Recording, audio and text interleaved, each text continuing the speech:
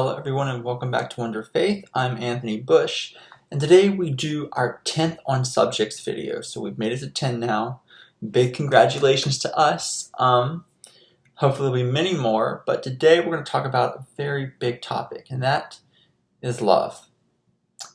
I wish to talk about what it is, what its effects are, and how we can understand it in our daily lives. So from a Christian standpoint, love is simply of God, or may even be God himself. It is the compassionate putting of other before self, or acceptance therein of the person, the innate good.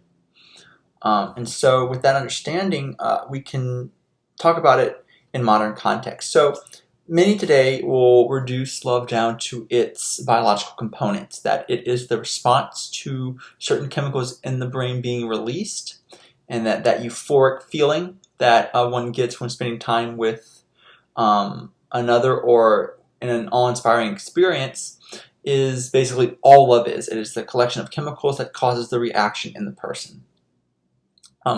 With that in mind, we can see kind of how that position may be faulty, and here's how. If we have, I'll use romantic love as the example. If you have a married couple and they are only together because they feel good, because it makes them feel good to do so, over time that's going to wear off, because as life continues, there's problems, there's issues that have to be resolved. And eventually that feel-good aspect will no longer be there. And then you may end up in dysfunction and possibly divorce, as many marriages do these days. Because the understanding is, if I'm not feeling good, if I'm not satisfied, then therefore it's no longer worth pursuing. But there's a classical understanding, and even in the church today, that love is not merely an emotion. Love is not merely an experience. It is a choice. Love is, at its core, an act of will. Because even when it's tough, love remains. Why? Because we have chosen, we have told ourselves that we will give ourselves to this person that we are experiencing trouble with. And so love takes on a different, more metaphysical tone, that it is something not necessarily seeable. You may say you can see the chemicals in the brain, and sure you can, but there's something else unseen about it, something innate that connects one person to another. And there are different understandings of love, as the Greeks talked about. I don't want to get into that this time, but needless to say, there are loves for different types of relationships. There's, of course, romantic love, which these days, love is usually reduced to that. If you talk about loving someone, then it can often just mean romantically, which I think is detrimental. It makes people think that there's no other kind of love outside of that, and that in and of itself is limiting and a step back for the human understanding, I'd say. There is love between parent and child. There is love between friends, and then there's general love of humanity itself in every person. And that's the one that comes first, I think. That is where all further love comes from. The innate love for a human person just because they are humans. This is, you hear this sometimes in modern thought, but I think in a way it's a lot deeper than we give it credit for. I don't know how often we actually go out and see people as people instead of means to get something right. In the church, there's a movement of personalism. It's called Catholic personalism. And John Paul II was a great advocate for it. I consider myself a Catholic personalist, and it says this, that human beings are ends in and of themselves, as in we do not use them as tools or means to get things. They are ends because they are valuable, because they exist, only because they exist, solely because they are makes them valuable. And so we must treat them as an end always, never as a means to get something else. To do so would be selfish and would deny the value of the other. Then he goes on to say, because they are an end in and of themselves, there's only one proper response to them, and that is love. So through interacting with others and socializing, as we should, because we are social creatures, as is often said, love is paramount. So that means we have to put an effort, right? We have to be willing to understand that they have a life they've lived, that they're going through things just like you and I are, that they may not always do what's best for us, whether they realize it or not. We all make mistakes, right? We all sin.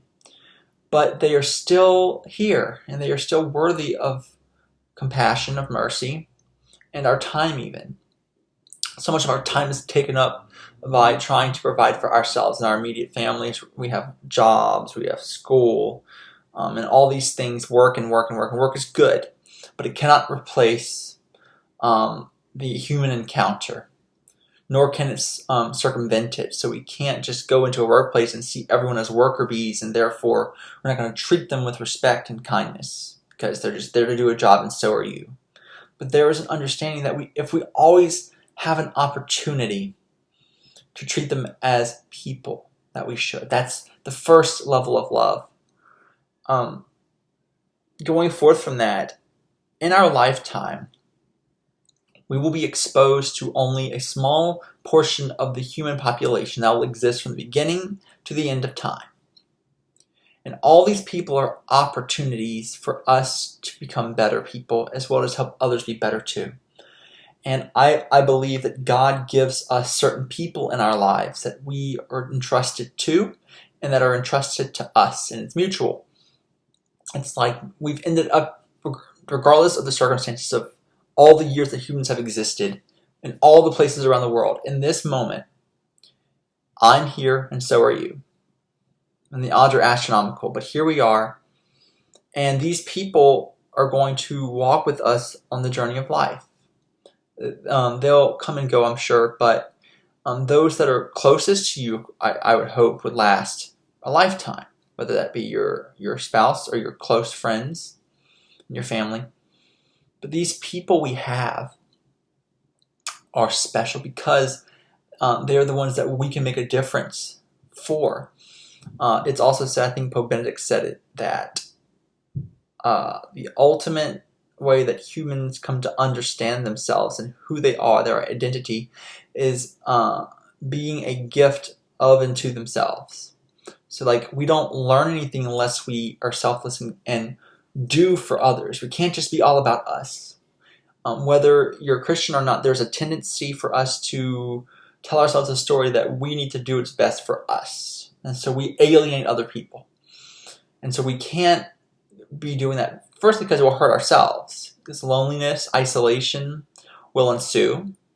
And secondly, because we delight in helping and befriending others. It's part of our nature as human beings. We have to be able to give of ourselves, to be of service, and be just. These things fulfill a deep need of the human soul, not of the flesh, because that's the part that makes us selfish, because we are trying to meet our physical needs, which is important, but we can't be hurting others to do that, even though it may be easiest. But the soul wants something different. It wants to be good. It wants to be fully itself. And to do that, it must love. It must be willing to sacrifice. And these days, it's very hard to find that because everyone's like on a rat race. Everyone's just trying to get by. Everyone's trying to get ahead or meet their goal, whether that's fame, money, the whole like. But there are greater things than that. And included among them is the ability to see other people. By see, I mean literally see with the eye, but to see with the soul. To understand what they want in life, their hopes and dreams, to hear what they worry about, to take the time to be human to them and allow them to be human to us, to understand. So many people go to parties or in these crowded rooms all the time, but they remain lonely because loneliness isn't about talking or just being around people.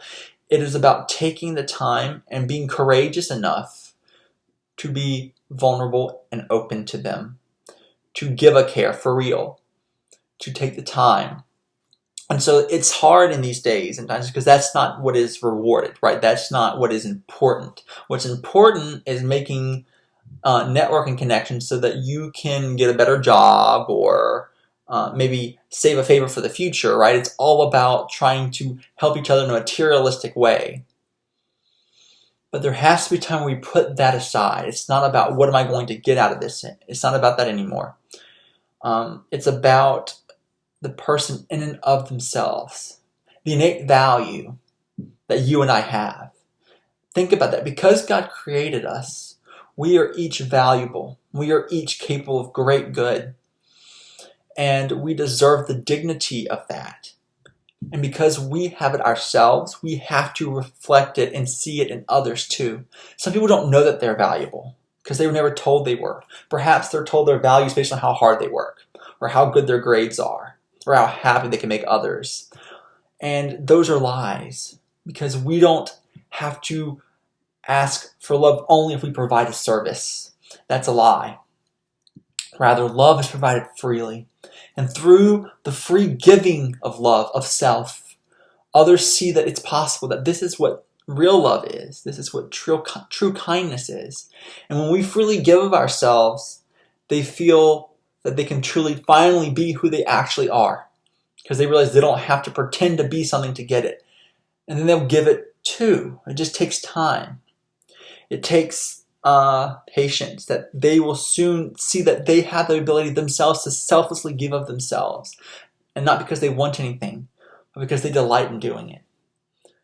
People who want to be good delight in doing the good for its own sake. Not because they're going to get into heaven, not because they're going to avoid hell, not because people are going to like them, not because people are going to think they're good, right? Because people can pretend to be good just to get the applause, but truly, internally, they're not.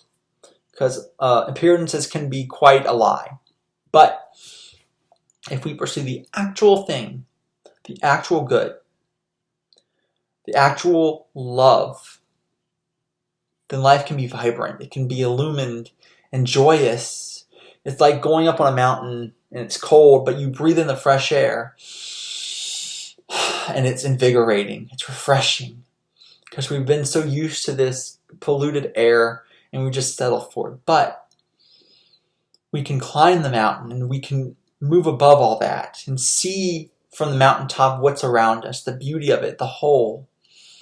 And if we just take the time to do that, start small, start with the people closest to us, whether that's your brother or sister, your spouse, your child, your friends.